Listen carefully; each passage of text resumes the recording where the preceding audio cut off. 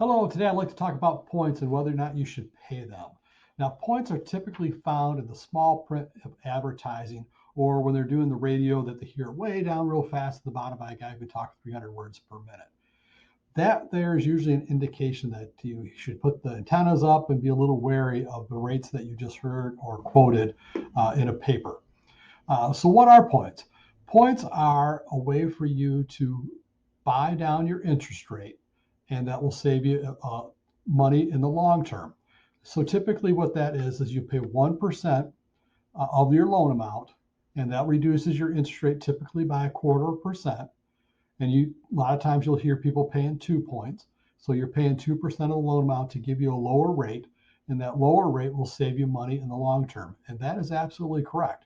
Now, my first thought is, since I have a little Welsh in me, or a lot, I should say, my first thought is a little bit of cynicism, which is why does a lender or an investor give you the ability to pay the money up front now to save in the long term?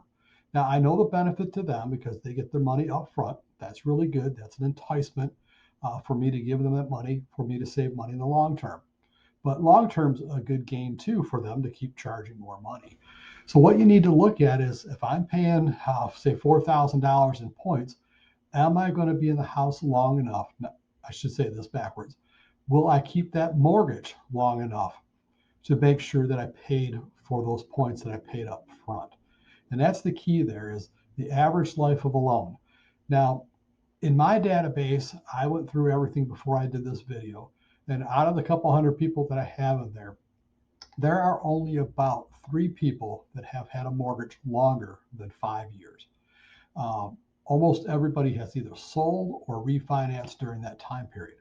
And the time frame to recoup rates kind of depends a little bit about where the interest rates are and your loan size. Is typically 5 to 6 years. Most of my clients are at 4 years or less because rates have kept coming down and people always want to be moving, jobs transfers, divorce, all that kind of stuff are happening. So kind of keep that in mind. They're offering you something for something that a lot of people don't benefit from. Now, that's where I want to go with the points. And I want to talk a little bit later in a different video about when points are good, because I do think their points are good in certain circumstances. So there's my Tim Whalen's version of should you pay points or should you not. It's up to you in the end, but based on my statistics, I think paying points uh, are probably not in your benefit.